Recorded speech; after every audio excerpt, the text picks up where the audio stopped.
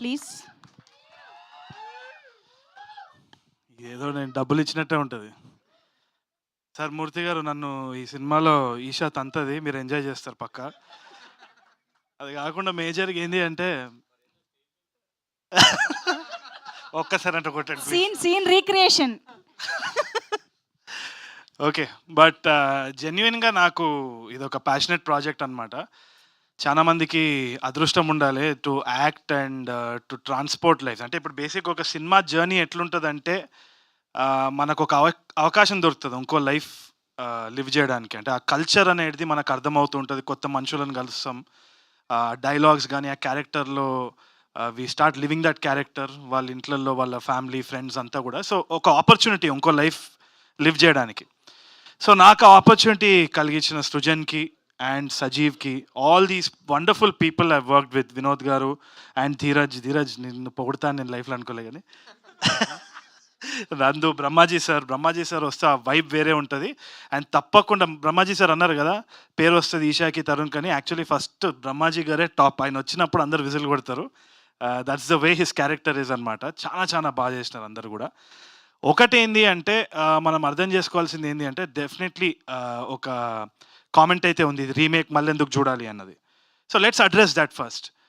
Remake అన్నది అది ఆ టాపిక్ నేను మళ్ళీ వస్తా కానీ, ఇప్పుడు గోదారి యాస అన్నది అండ్ ఇంకోటి ఆ కల్చర్ ఏదైతే ఉందో రాజమండ్రిలో పోయి when we shot mid summer, ఆ ఫుడ్ కానీ అక్కడ ఉన్న జనాలు కానీ అక్కడ ఉన్న వాతావరణం వాళ్ళు మాట్లాడే తీరు ఏదైతే ఉన్నదో దాన్ని యాజ్ ఇట్ ఈస్ ఒక సినిమాటిక్ ఎక్స్పీరియన్స్ ఇవ్వడం అంటే ఇది ఈ సినిమానే రీసెంట్ టైమ్స్లో నేను గ్యారంటీ చెప్తున్నాను.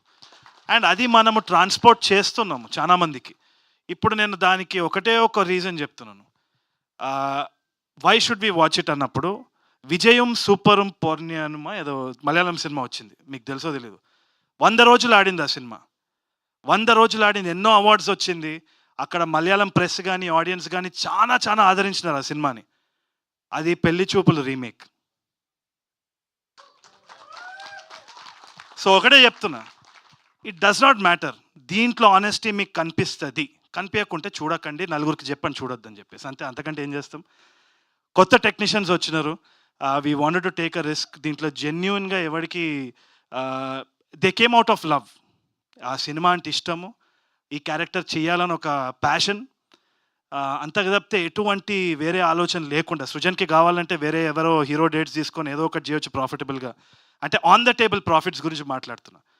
కానీ ఇంత రిస్క్ చేయడంలో ఎందుకు ఏముంది అంటే అది సినిమా చూసిన తర్వాత మీకు తప్పకుండా తెలుస్తుంది అనేసి నేను అనుకుంటున్నా. It's full of heart. So తప్పు జరిగే సమస్య లేదని నేను అనుకుంటున్నా. Apart from that I'd like to thank everyone. మళ్ళీ ట్రైలర్ లాంచ్ అప్పుడు మాట్లాడుకుందాం. Thank you. సూపర్ అండి, thank you so much. And వేదిక ఏదైనా ఈఎన్ని ఫ్యాన్స్ సాటిస్ఫై అయ్యి ఓం శాంతి అనుకోవాలి అని అంటే మీరు అప్డేట్ ఇవ్వాల్సిందే, వాళ్ళని శాంతింపజేయాల్సిందే. చేస్తున్నాము, తీస్తున్నాము. మీరు ఫస్ట్ డే కానీ రాకపోతే అప్పుడు ఒక్కొక్కడికి ఉంటుంది చెప్తున్నా, చూద్దాం అప్పుడు. ఓకే, అప్డేట్ ఇమ్మంటే వార్నింగే ఇచ్చారు మొత్తంగా. Thank you so much. So ఏమాత్రం ఆలస్యం చేయకుండా మనం